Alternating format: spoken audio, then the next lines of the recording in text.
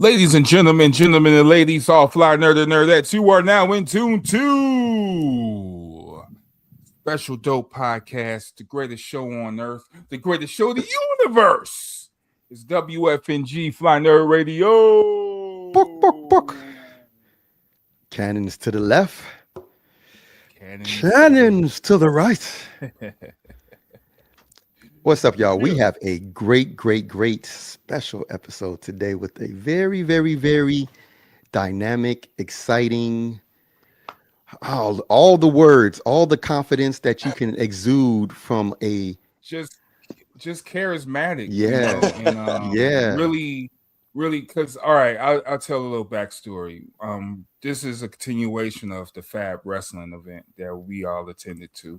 Correct. When I walked into the venue, this was the first guy I saw, and when I saw him, it was just like, yeah, you're a wrestler. like you're a wrestler, and you felt that, right? You felt that immediately. Felt that energy, right? And I didn't know, I didn't know the outcome of everything. So every time he came out in the ring, I would go and check him out, like take pictures and do photography and just, and I was interested in his character and his partner too.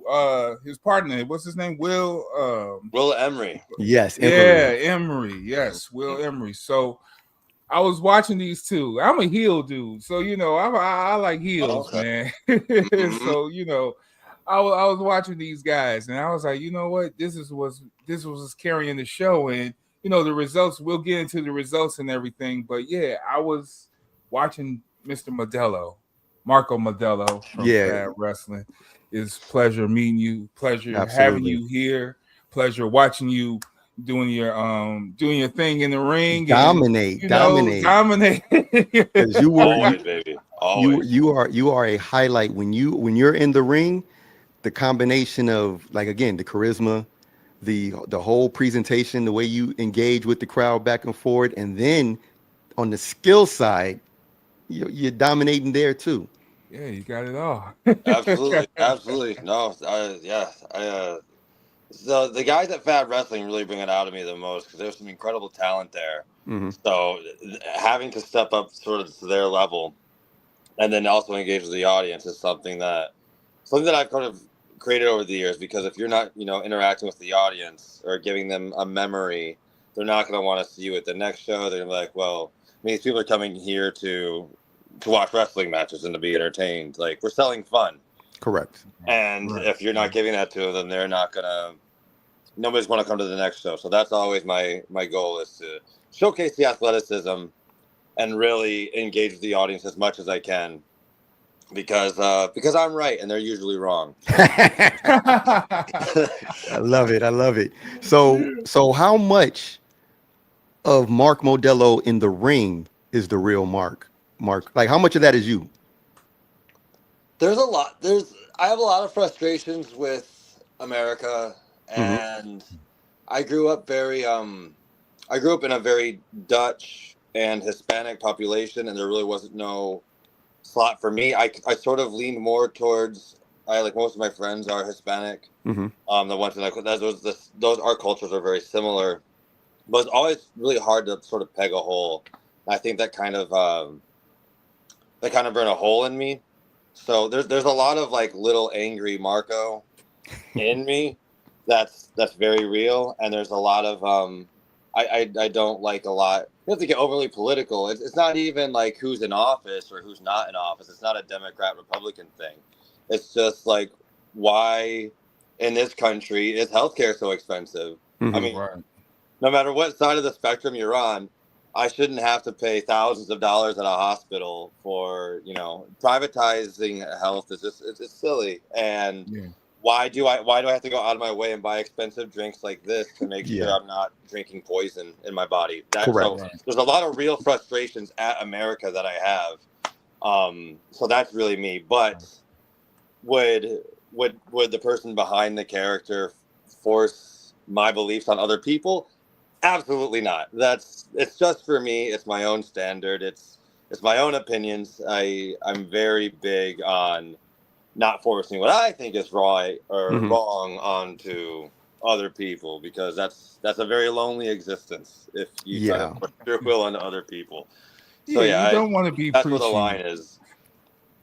Yeah, you don't want to be overbearing and preachy. I totally get it, but definitely the message need to be said, and I appreciate the stance that you're on, because you're right. There's a lot of mishaps that's going on with this this country system. Healthcare. You go to other countries, and healthcare is they're free. Covered. They're covered, and universal health care for everybody. It's like they care for the people first versus the other things. And that's a lot of that's happening here. That affects everybody. That it does. Cancer is not going to be like, oh well, he's a Republican, so I'm not going to. Right, I'm not going to mess with him. Like, this affects everybody. Yeah. Agreed. Okay. So what got you started into like wrestling and getting into the sport of training and just getting into it? So my parents told me, we're gonna go way back here. My parents told me I was not allowed to watch wrestling, and being rebellious.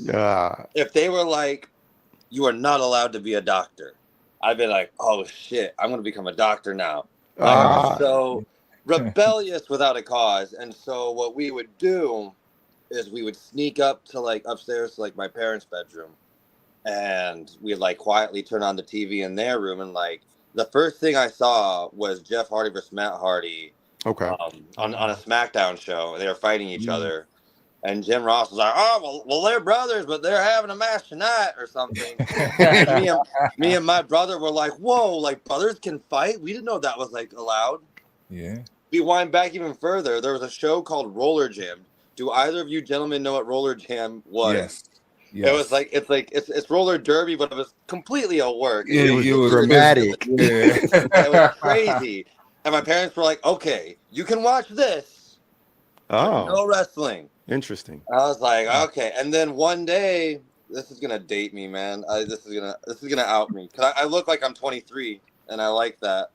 But I was walking in a Kmart. We were walking in a Kmart one day. Oh, Kmart! Wow. And there was WWF No Mercy for the Nintendo 64, and I was like, "Mom, like you said, like we couldn't watch wrestling. Like, you said I wasn't allowed to play it. Right? Can I bend this rule a little bit?" To wrestling was all like through like a video game, who's Shawn Michaels, who's this Andre the Giant, and like I had to like figure out like who was by playing each character and like learning their moveset, because I wasn't allowed to watch it still. Finally, my parents gave in. They're like, the boy's gone. Like, we lost this kid to wrestling. Like, yeah. Had a backyard fed. Like, we're just going here. Had a kid at 16, and that sort of put wrestling on pause for a while. Raised him, and then we can go into this later in the interview if you'd like. But I met a man named Teddy Hart at an MLW show in Chicago. I think it was their first time running Chicago. Okay. And we exchanged numbers, and then after we're about to leave, for the night, Teddy's like, "Hey, maybe you come to Philadelphia. I think they're gonna put the tag titles on us." And I'm like, "Whoa, okay." So like I flew myself to Philly, and then from there I just started following Teddy and Davey Boy Smith around. And I wasn't even training yet. And then I started training. Davey Boy Smith Jr. Yep. They were like my in to MLW. Like I was their young boy. Okay. And then I met a gentleman named Josh Raymond, who more popularly known as Josh Abercrombie.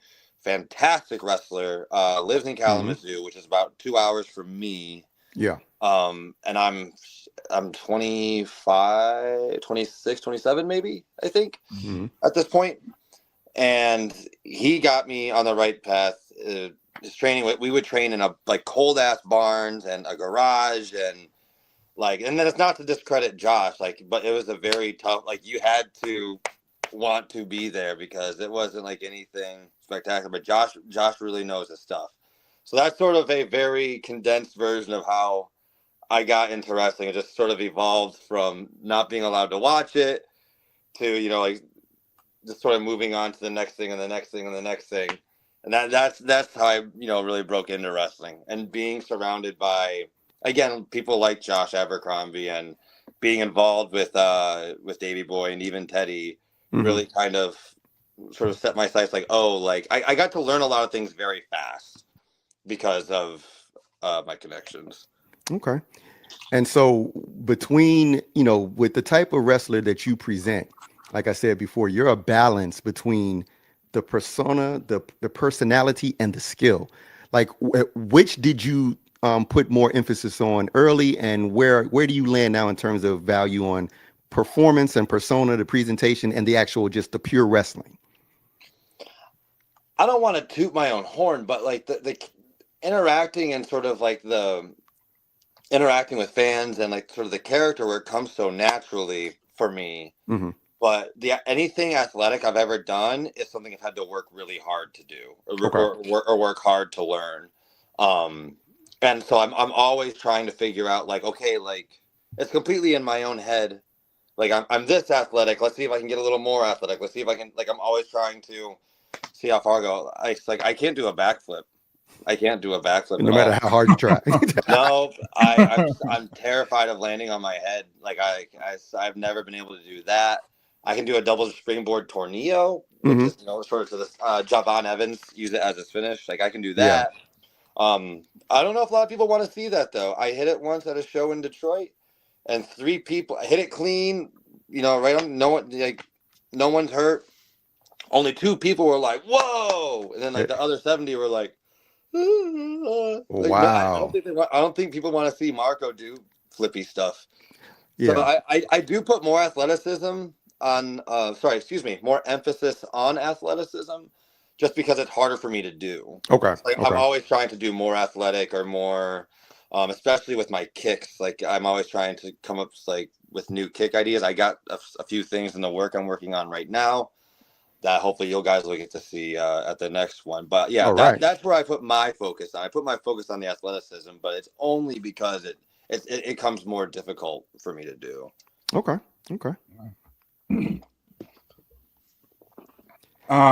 Special moves. How do you come up with your finishers and special moves and your techniques and all that? Because you could have been a brawler, could have been, technical, could have been all around, you know what I'm saying? So what made you pick the styles and your finishers and all that? Like, what motivates you to do that? I was a very skinny kid, and to me, I'm still really skinny. I probably have body dysmorphia. Every day, guys, I wake up and I look at Alex Hammerstone's Instagram, and then I'm like, I don't look like that. That's so not small. Fair. Right. That's what I do. That's what I do. So I'm like, I'm a really tiny little guy. And then like this weekend in Milwaukee, I put someone on my back that's like 280, and I was like, whoa, like that's easier than I thought it would be. Right. So I'm like, maybe I'm bigger than I think I am. So for moves, initially, it was all like, I can't pick anybody up. Like, I shouldn't pick anybody up because I'm so little. And like, that's still like something in my brain that I have. Like, I'm a little tiny man. Like, I think Kid Lat's bigger than me. Like, really? That's where I'm at. So in terms of moveset, I always like, so the leg drop came from, again, going back to wrestling and video games, is SmackDown versus Raw 08. Yeah. And I thought Kenny Dykstra, he like the way he did his leg drop, he pulled his leg back, and I thought that was so cool. Just midair, he'd pull his leg back before he released it. Mm-hmm. I was like, oh, well, I can hit a leg drop on anybody that's 700 pounds and 9 feet tall. Like, that's right. Easy. So that's where inspiration comes from. But I grew up, especially in my teen years, I watched a lot of Ring of Honor. Okay, yeah. A lot of Ring of Honor. Trying to any Ring of Honor and PWG were like my things. Like WWE is a phenomenal product, and I understand it now. But I was a teenager and I was angsty, and I was like, why is WWE like PG? So I was like, I'm gonna watch Ring of Honor, like, 'cause Ring of Honor's cool. Yeah. So Davey Richards, Kenta, those Roderick Strong, Eric Stevens. Yeah. Those were guys where I was like, holy shit, like that's what I'm gonna do that. You want to be like Davey, that. Davey Richards was like my guy for the longest time. And his style, like he was throwing a lot of roundhouse kicks. He's also a legitimate in real life, I think jiu-jitsu practitioner. Yep. And then he could also go to the top rope and do a shooting star press. So I was like, that's he does everything. Like what can't he do? So he was like a lot of my inspiration for my moves. And still every now and then if I'm stuck or if I'm trying to figure out more that I want to add to my move set, I will go back to those days and watch Davey Richards. I just watched Davey Richards versus Sammy Callahan at they're at the Berwyn Eagles. I can't remember what the name of the company was, but there are some things like, I'm gonna take that, I'm gonna take that, I'm gonna take that. Especially like things that not a lot of people do nowadays. Like Davey Richards does some of those. So those are my inspirations, and that's why I do the moves that I do. Especially like the kicks. Okay. Those are all Davey Richards. All Davey Richards. Nice. So what's a day in the life of an indie pro look like? So like, or take us through like just like your how your day leading up to a match, or like you got a match on Friday, for example. Like how do you prepare for that, and like how busy is your day-to-day life? It's funny. I think it was I had worked every day except 2 weeks ago. I'm trying to figure out how to word this intelligently. Forgive me, guys. I've been hitting the head a lot. It's all good. I'm trying to figure out 2 weeks. So 2 weeks ago was my first day off since Christmas. If that makes sense. What? From Christmas until like March, I don't even know, 15th, I had no days off. Literally no days off. Every day I was working. That's serious. So like I don't. I'm a foolish man, but I'm not a lazy one. So I'm starting to get like today's a day off technically. Okay. But if I get a day off, I'm like, I'm missing out on something. If I got a big match, to further answer your question, if I got a big, a match on Friday or Saturday, main thing is I like the hairless look, and like I get hair on my chest, and it's like that's got to get shaved. Maybe go tanning. Keeping sure day to day, keeping sure my diet's in order, and okay. I'm a huge sucker for candy. I love candy. I shouldn't eat it. That's sort of a day-to-day life thing. Checking on the joints, like I'm so worried about my big two injury. Like all injuries are bad, but for whatever reason, I don't want an Achilles injury and the rotator cuff injury. Those are the two that I'm like probably fear the most, just because I hear about them the most often. Like your Achilles or the meniscus. I got a lot of friends in wrestling right now. Their meniscus is bad. Shout out. So what do you do to prevent those type of injuries? Like, do you wrap up? Do you wrap up your or use elbow pads and stuff like that? A little bit more cautious. Josh, just training by Josh Freeman. Josh never allowed us to wear elbow pads. Oh wow. Okay. Because he's like I think he's right. Because then when you bump, your instinct as a human is to like, oh shit, I'm falling.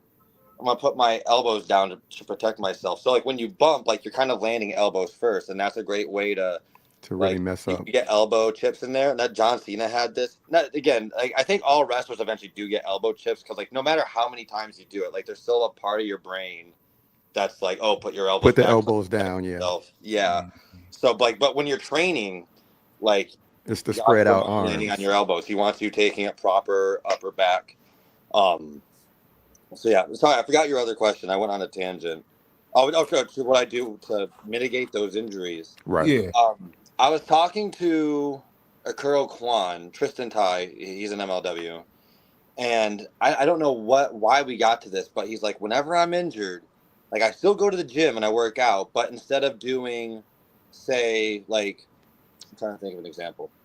Instead of putting 250 pounds on the bench press, maybe I'll just put 30 pounds, and then I'm just working out really light. And then if my shoulders sore, say, or my chest, if I got like a chest tear or something, then you're still kind of working out and you're keeping that muscle loose and mobile, but you're not putting so much weight on it that you're risking further injuring yourself. And that's like, it's one of those things you really have to know your body. I had a really bad shoulder injury in September of last year. and I would still do cable flies, but the cables were literally attached to no weight. I mean, there were grandmas and grandpas like next to me, like pushing like way more weight than I was, but I was just there, just keeping that tendon nice and loose, just reminding the body that, you know, my tendons can still move like that, but we're not loading a lot of weight on it. Another thing I do is I live Lake Michigan is literally just right over here. Especially like this time of year, like the snow's starting to melt, but it's really cold. I think the water temperature today was like 34, 35 degrees. You don't have to be in there long. Just hop in for, you know, even just 30 seconds. Like all your inflammation gone. Like it's that's interesting. And then there's also a mental benefit where it releases dopamine for like the next, I think, 3 or 4 hours. I'm a huge fan of, if like I'm 32 now. I move like I'm 23. I think a lot of that is because of cold plunges and just not. I don't push my body to do things if something feels off. It's like even from yesterday.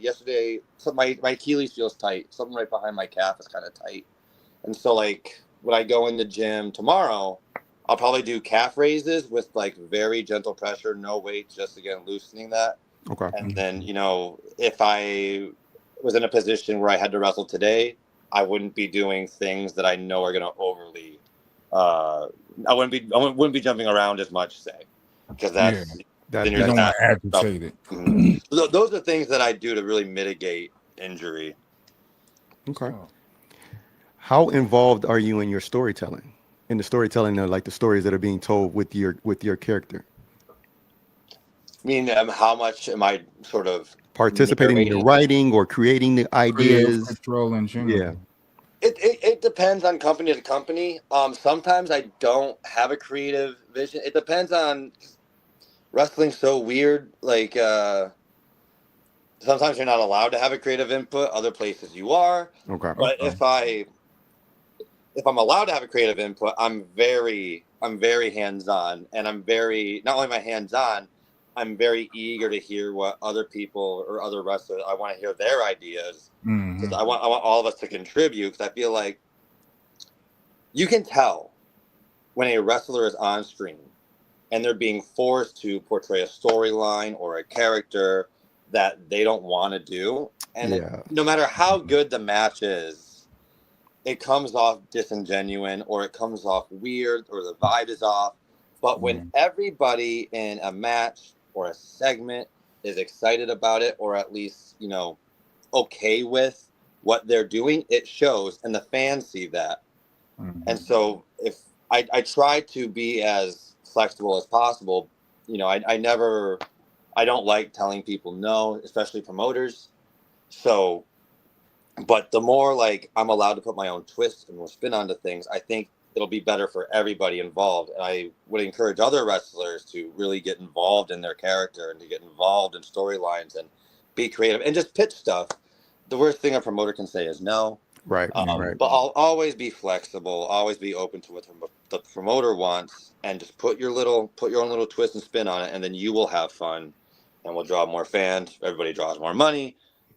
Everybody's happy. Everyone's happy. Right. Correct.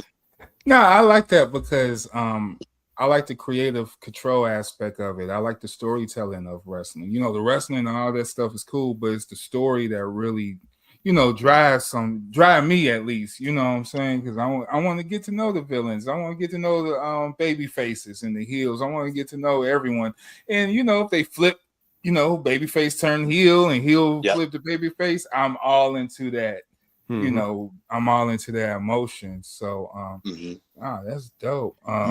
You had a very exciting moment after the match, after you won, when the interaction with the commissioner, with True Official, which was so great, and it was so unexpected. I was like, oh, you guys are, so now you guys, I'm seeing the narration start to come to reality and fruition, and setting up for you to do a lot more interesting things to come.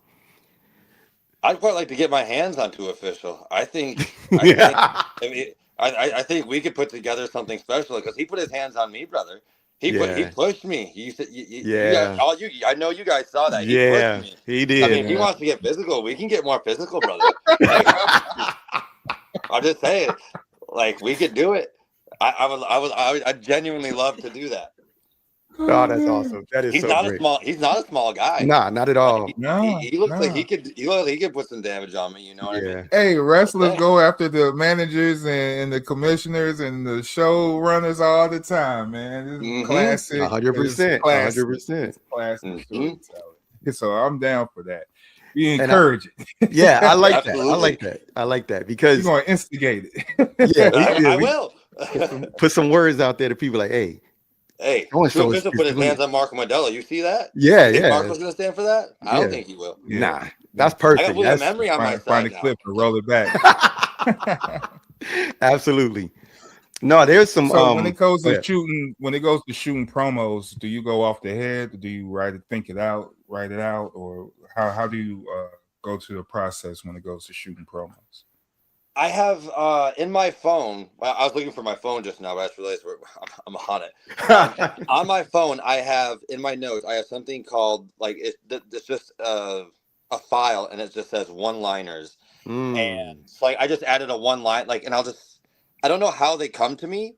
I don't sit down at my desk here and think I'm going to try to think of one-liners. I'll just be, driving the car, or vacuuming, or taking a hike, or doing something, and something will come in my head and be like, ooh, I got to write that down. It's one I just wrote down yesterday is that I'm so far above you that I'm suffering from oxygen deprivation. Little things like that. And I'm nice. I don't know. I'm I'm going to put this in a promo, but I don't know when or where. Nice. I just know, I'll interject that somewhere. In terms of, you like an MC, you get the one-liners, you save them and store them up, and you find the right spot, the right verse to put them into. Yeah, it's something that the fans can be like, ooh, right. I'm always looking for that. And then in terms of location, I want to be very delicate when I say this, but I know not everybody has the freedom and blessings that I've been extremely fortunate to have. But I've never liked I don't like car promos. I'm sure there's a scenario where it would make sense to do a car promo, just a promo in the passenger seat of your car. I don't like. I typically don't like. I've done it before, so I'm talking to myself here.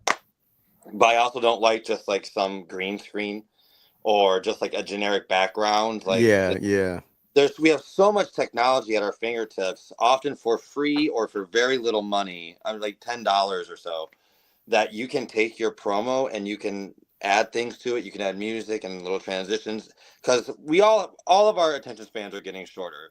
That's not even just an American thing. That's kind of just a human thing. Because most of the, I want to say not even civilized, but just most people in the world now have phones, and they can do this all day long. So if you're not doing something in your promo to be to catch them right away, we can talk about camera cuts, even there's a camera here. So that's how I approach a promo is, will I be able to hold their attention for 60 seconds? Will I be able to hold their attention for 120 seconds? The background, where am I? That I think location is my biggest headache. I don't want just a brick wall and me standing there and being on March 29th, Jeff, I'm coming to kick your ass. Or I don't. I hate those. I'm always trying to figure out, but sometimes I'm in a pinch and I need to get a promo out, and I will do those. I just filmed one. Oh my goodness. Friday night, I filmed one at an overpass in just outside downtown Chicago. And we did a walk and talk. Oh, nice. And then we had a bit of the city background there. And I'll have to edit that soon. Actually, probably when we get off here. But that's how I approach promos is, can I hold their attention for 120 seconds? Okay. Because half the time, when you upload a promo, even if I can just get one person who's not on my usual rotation on my social media, you know what I mean? We all have people that usually will like our stuff on our social media. So I'm always looking at metrics like that. I'm there's a new name who liked this promo that I did. Good. Then I got one more. You know what I mean? Yeah. I'm always trying to expand out. That's how I approach promos. 100%. Okay. Yeah, I like that a lot.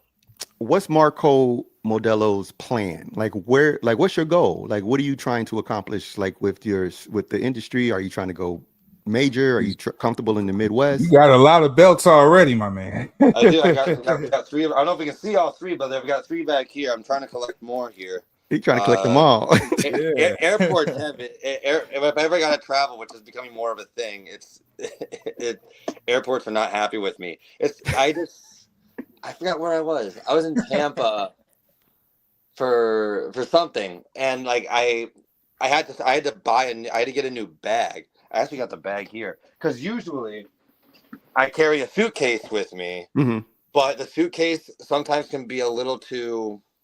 It's too big. So airliners will ask me hey, we'll check it for free, which is great. But in this scenario, I needed the bag to come with me anyway. So I had this massive thing. It's just a big duffel bag. Yeah. And I kid you not, it had to weigh like 120 pounds or something because I had the belts in it also. Yeah. So like. Winning belts is cool, but man, like carrying them around is heavy. In terms of goals, to actually get to the point of your question fast, my goal for 2026 was I'm like, all right, I'm not doing more than 2, maybe 3 Michigan bookings. Okay. That's like I like it's so humbling to go to. I'll give an example, just middle of nowhere, Indiana. And you are a nobody. Nobody knows who you are. Nobody's seen your stuff. That is very. And the first Indiana show I had was probably 2 years ago, I think. And like, not that I was expecting a bunch of fanfare or not that I'm high on myself, but it was an eye opener to walk into the locker room and I didn't know anybody. They didn't know me. They don't know if I'm any good or not, or if I have a bad attitude, or this guy's stiff, or right. So it's very humbling. Like you kind of realize your reputation can only go so far if you only stick in one state. Right. So and like there are so many talented guys, not even just in Michigan, but all over. And I think it's really hard for independent wrestlers right now to get out of state. Like, especially with the way gas is going up, because like we all run bills and so getting to these shows is also becoming more expensive. Mercifully, I've been extremely fortunate. Like I found FAB, so I'm breaking into the Chicago scene. Flo's doing big stuff. I got in with them. I just did a show called MPW. They'll be running Texas pretty soon. I'm going there as well. Oh wow! So the goal is to obviously expand and. How do I want to say this? I'm trying to say this. I don't know if I want to let it out. I have to go because like it. So it's like, I love wrestling and I love the physical aspect of it. I love hitting people and I like getting hit. But my goal is to raise my family, provide for them comfortably with wrestling, no matter what I'm doing. Okay. That's the part that was scary to say, because like. Father time comes for us all, and one day I will take my last bump. But having worked at different places, I've learned that I really enjoy the production side of wrestling. I really like producing wrestling. Okay, that's a lot of fun, and it's a lot less painful. Okay. I love the creative side of wrestling. That's where I have the most enjoyment. I also I get really like I was gonna say get off, but that's not the word I want to use. I get a lot of fulfillment. I get a lot of fulfillment out of editing video packages. So as long as I can work within the wrestling world and provide, that's the goal. Okay. That's the goal. Okay. I think that's dope. You know what I mean? Like, especially when you're young. You're for the culture. Yes. No, I just adore wrestling. I just adore and everything that goes into it. And the more I learn about it, like I'm a referee at MLW. Like, that's a whole new learning curve. It's not just counting 3. Like, there's so much to learn. You're also a personality in the ring. Yes, I love it. So as long as I can be in the wrestling bubble and provide, like, that I don't have to do a 9 to 5. Yes. That's the goal. Okay. That's the goal. Okay. And obviously that's something that has changed over time, like versus when you first started, you just wanted to be the celebrity with the belt. Yeah, that's cool, but like it's overrated, man. Like it's cool to get the adulation and can I have your autograph? And like, that's awesome. But like I don't know, the wrestling is so much more than that. And the deeper I'm getting into wrestling, I'm like, oh, like you got video camera guys, you've got guys that are making sure that your video package, graphic designers, and Right. like it's like, and that was really brought up to me when I was starting just following MLW around in 2019. Like you meet so many people so fast doing that, and you're like, I don't even know what he does, but he's cool. There's a guy whose entire job is he has to find the venue for them to wrestle in, and he negotiates it, and that's his job. Wow. Like, so again, there's so much into pro wrestling, and the further you climb up the ladder in terms of wrestling organizations, there are even more and more jobs to do. So, like, again, as long as I can provide for my family and through wrestling, that's a great life. That's a great life. It's a beautiful life, man. I like that, man. Yeah, that's something we all look for. Yeah, right. Man. Just to eat off the culture and just be a part of it, fulfill it, preserve it, and still, you know, do what you gotta do for your families is always a wonderful thing. I love to see your passion, and that's what probably just connected, man. You a real one, G. And when I saw you, I was like, all right, man. Yeah, he got something right here, man. Yeah. 100%. So you got the march. You got the March for Gold coming up. Yep. You're defending the title against Brendan Balling. Yes. Yeah. So are you ready? Are you ready to defend this championship, man? Are you ready? Go 1-on-1 with Mr. Balling. It'll be interesting. It'll be really interesting because he's very athletic, and like I said, like that's something that comes harder for me. So I'll be doing my box jumps. I'll be pushing the box higher and higher, see how high I can get. I'll be making sure my back is extra flexible. Yeah. Because like if I'm gonna go toe to toe with someone like Brendan, I've got to go to his elbow. I got the cardio. The cardio's fine. Yeah. Like the cardio's, that's something that Davey Boy taught me. Okay. But like being able to go, you know, match his athleticism, that's my main concern because Brendan's extremely athletic. Okay. Extremely athletic. So that's my focus. Am I ready? Not quite yet, but I've got a week left and I've got a game plan. Okay. I'm gonna execute. So yeah, I will definitely be ready by March 29th. You can believe that. Okay. If you need someone to throw the chair in the ring, you know, let me know. You know, we were talking when the camera's off. I've got William Henry on my side. Brendan doesn't bring out two official or something, then I've got the upper hand. Yeah. I already knew that. I was like, he got the secret weapon in the back. I know. No, that's gonna be great. I'm looking forward to that.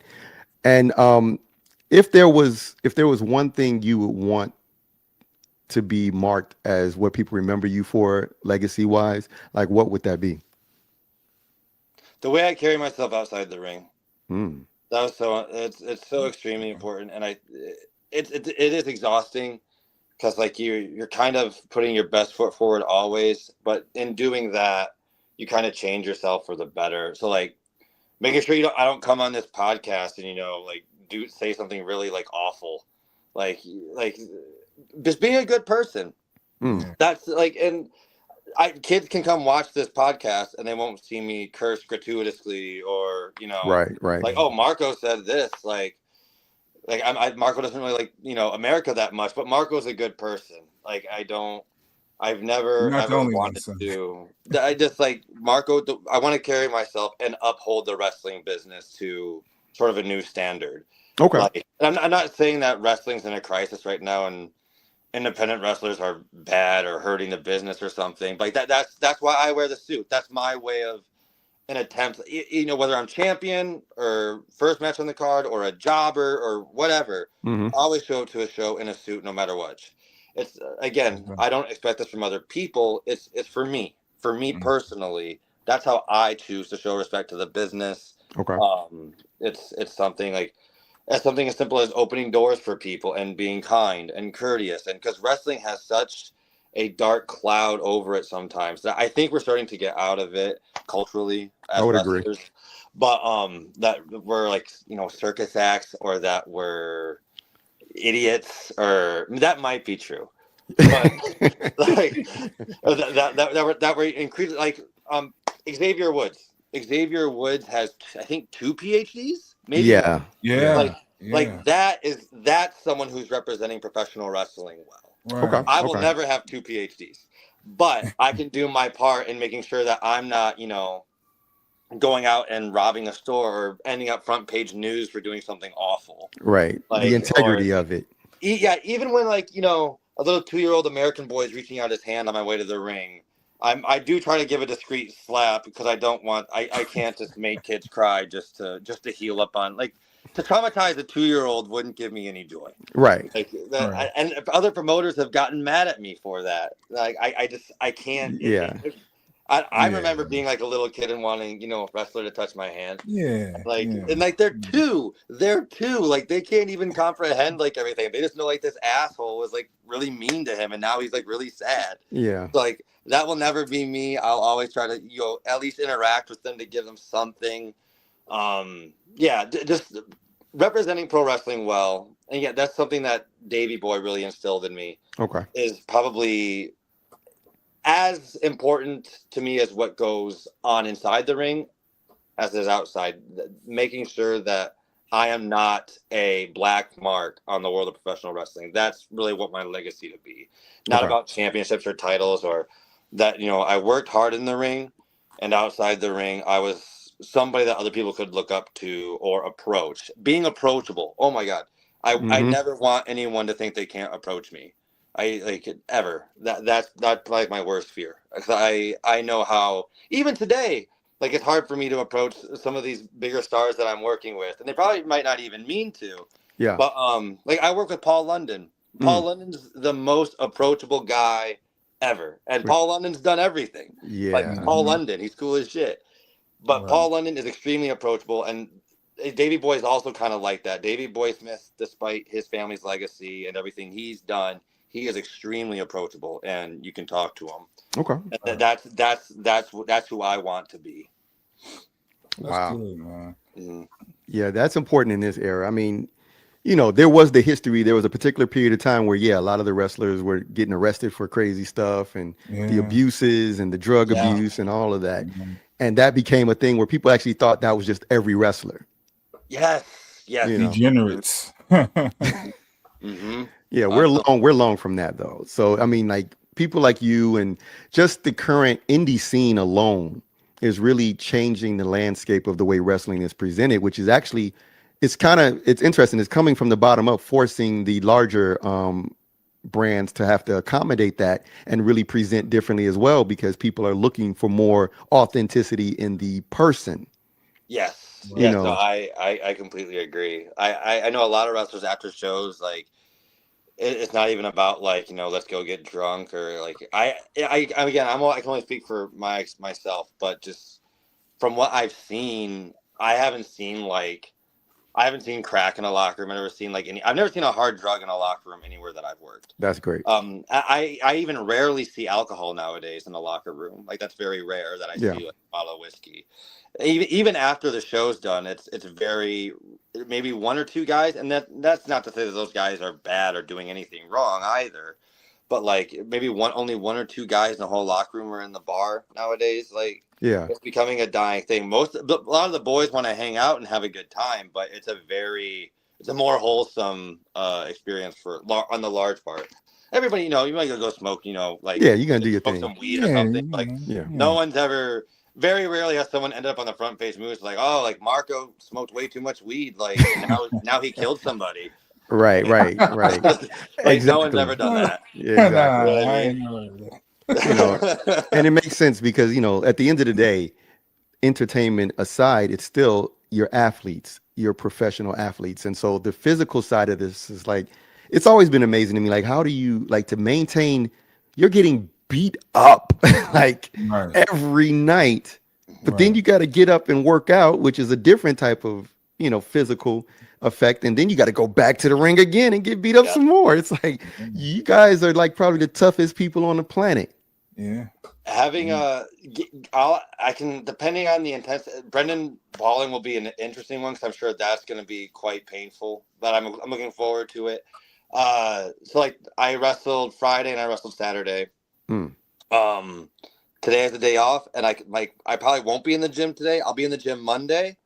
And the way I can only speak for myself again, but the way I'm structuring my workouts is that like it kind of depends on how I feel. So the better I feel, the more intense the workout. And sometimes it is tough because I'm like, I don't think I can safely work out to the intensity that I want to without risking injury. Yeah. So it's about how working out and bumping in the ring and how those are in balance with each other. And then potentially looking at other things, like I'm looking at a bottle over here. I got a calcium, magnesium, zinc, like pill, like a vitamin, like a bottle over there. And like maybe introducing nothing, you know, nothing that's not sort of, I'm not saying like steroids or anything, but these are all like maybe supplements and stuff. I know for me, I'm a big fan of meat, and like I never touch a vegetable ever. Like I don't touch vegetables. I should. I don't like veggies at all. I'm just like straight meat and like bread. Like just really like caveman-esque. It's working for you though, so isn't that considered like a keto diet or something? Yes, well, sometimes I don't think it's working for me. So like my body will be really sore. So I'm like, oh, I could probably like get like some nutrients that I'm completely missing out on that I can't get from a steak or from like salmon's a little better. Then you get a little vitamin D. And, but like I have to take like there's actually I got another bottle next to that other one I was just mentioning. It's an organic. It's literally a vegetable pill. Why don't you just eat your veggies, don't like the taste Marco? of them. What's that? Just eat your veggies, man. Brother, I don't like finish your Brussels sprouts. Okay, Marco don't like broccoli. As a kid, man, we had to finish the Brussels sprouts, man. Finish if you the like sprouts. broccoli, you should be put on a list. That's the most controversial thing I'll say on this podcast. Oh my goodness! Like, broccoli smells awful. I don't know who thought it was a good idea for us to put it in our mouths. That was a terrible idea. Like it has no place. I don't know how you're getting around the smell. Like Hogan would not be happy to hear you say that. Yeah, man. We can fight about it. Yeah. Like, if Marco loses, Marco has to eat broccoli match or something. Like that's hilarious. Hey, that's a good stipulation. That's hilarious. I'd probably legitimately barf. He would fight so hard. Eat your veggie match. Middle of the ring. Match.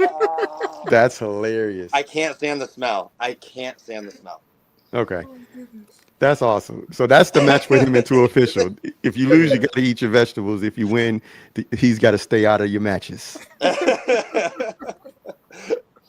That's hilarious. So no veggies. Got you. I take a vegetable veggies are good for you. I'm not saying don't eat veggies. I'm saying I don't, and that I should. I should eat veggies. Okay. And I'm so pathetic at eating veggies that I take a pill to supplement the nutrients that I would get just to avoid the eating vegetables. Yes. That's a strong stance. That's a strong stance.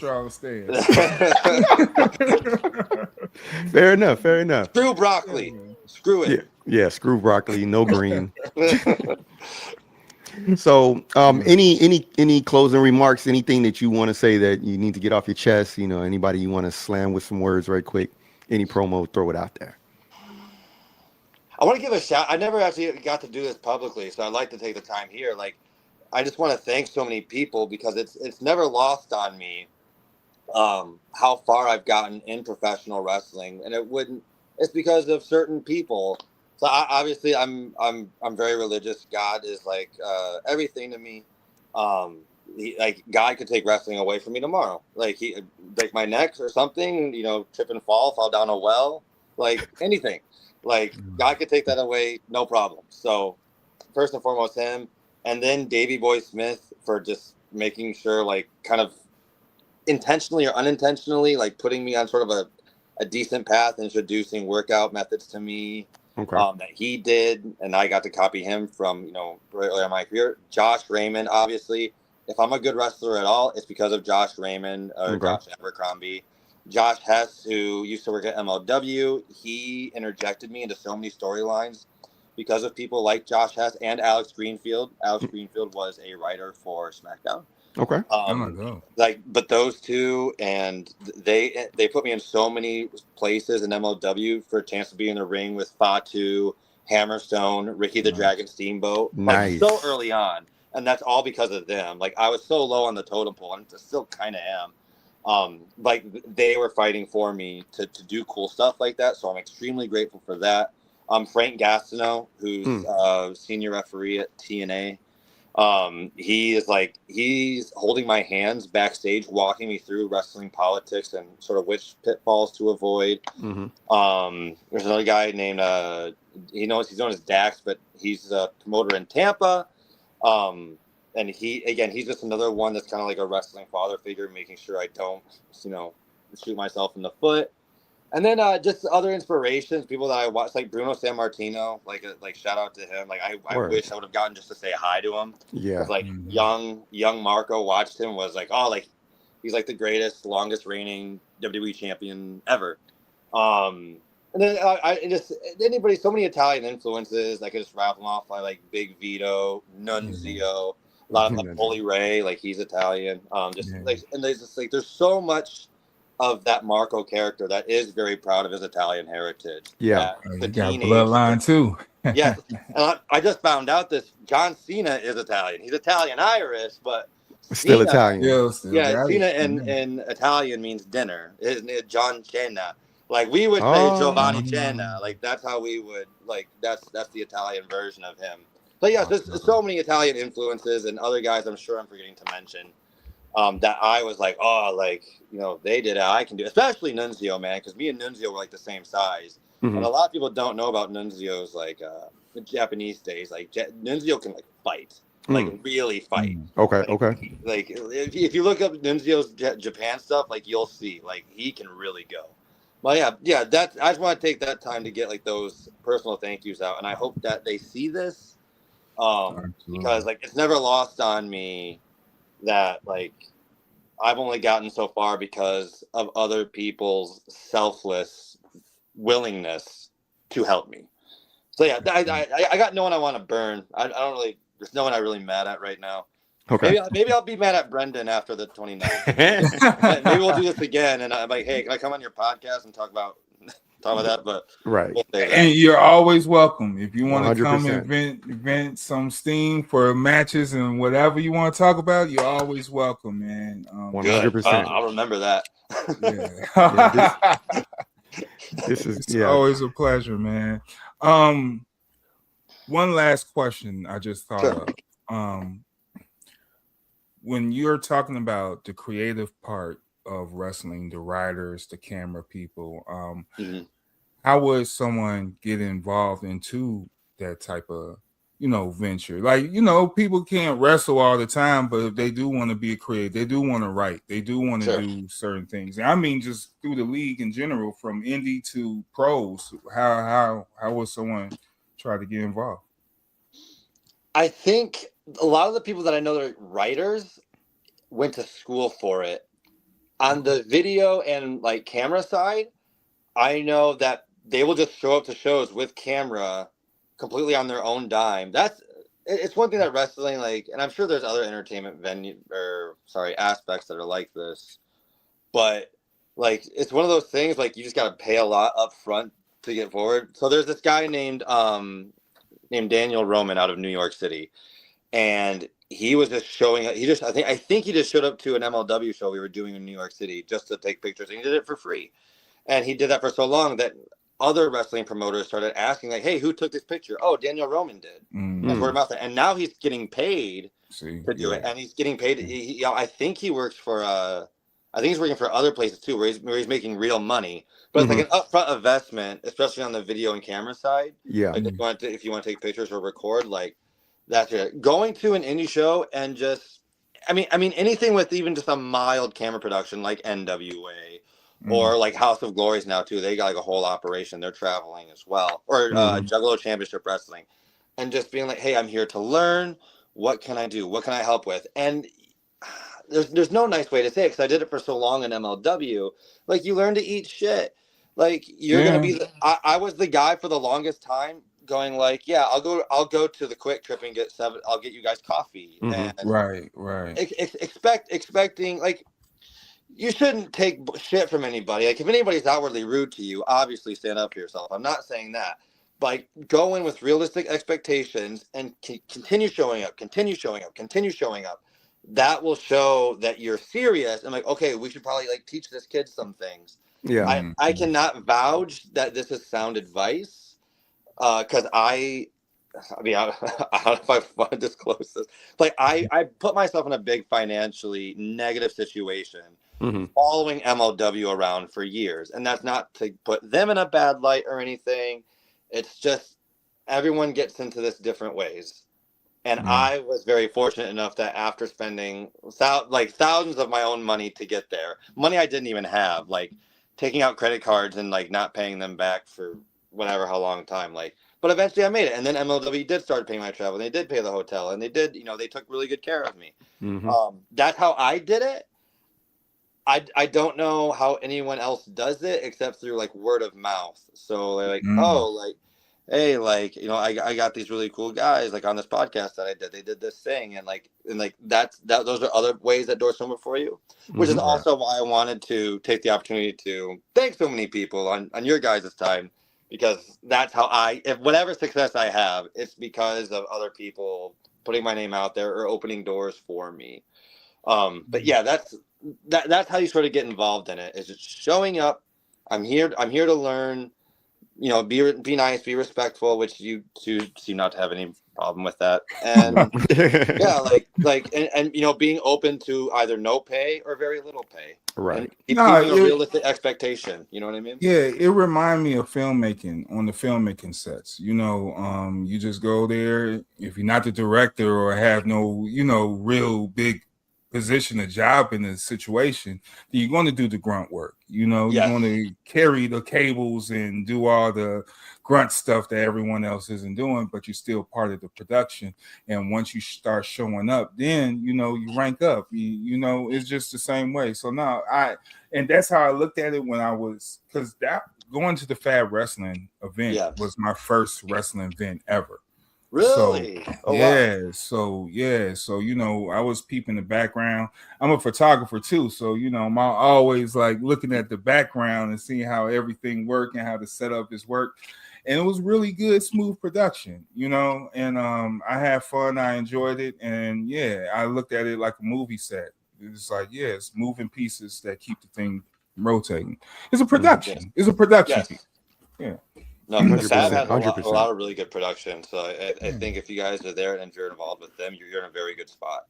So I'm not even saying this because I'm their like crown champion. Like, I'd be saying this if I was if I was their job guy. Like having gotten to work with so many different television wrestling companies, FAB has something special. Like, FAB is putting a lot of investment into their the way they present themselves. Yeah, I agree. That alone will elevate them on the indies, and I think we could really build something. So I think having you guys along would be a great addition to that. Not that's my addition. I'm not hiring anybody here for. But like, you're the champ. Wherever the champ stays, go. You're the final boss. Exactly. I think you guys are sitting pretty with FAB then. Like, I genuinely think FAB will be going to bigger places within the next year or so. I would agree. Yeah, I see that, man. So man. Well, hey. All in the FAB family then, man. Thanks for being a part of the show. Yeah, we appreciate everything. This was you gave some great jewels. We appreciate it. Definitely. Man, I appreciate you guys. This is one of my first podcasts I've done, or first interviews I've ever done. So I'm very grateful for having the platform. Nice. You're willing to share it with me. I'm happy to give you guys my time. Thank you so much for having me. Thank you. We appreciate you. So man. So you want to throw out your your links and all that stuff where they can find you, your social medias. If anyone's watching this, you're not following me on Twitter. Seriously, follow me on Twitter. What are we doing? Instagram is Marco Modello Wrestles. Facebook is just Marco Modello. But yeah, my Twitter is lacking, guys. I'm gonna be blunt. Like my Twitter is lacking. That's because nobody interacts with me on there, and maybe that's my fault. I'm open to that. That could be me. But Instagram's popping off, Facebook's usually popping off, but definitely look for me on Twitter and Instagram, please. Marco Modello Wrestles on Instagram. I believe it's the same on Twitter as well. Marco Modello Wrestles. 2 L's. I'm not a beer. 2 L's. Modello. Modello in Italian means model. Modello. Oh, okay. There you go. Okay. Yeah. Well, thank you, Modello. Thank you. Joining us. Thank you. Appreciate you. Yeah, man. We'll see you next Sunday on 29th, man. We're gonna see you in the ring. And Be a defending champion. Man. Yeah, no, I'm gonna kick his teeth in. Too official. Come get in my face again. See how that goes. Yeah, heard it first. All right now. Thank you very much. Thank you, gentlemen. Take care. Cosmo Galactus. Yeah, definitely. Cosmo Galactus. Stone Cold Ambi. Signing off. WFNG Fly Nerd Radio. Peace. Thank you. All right, take care.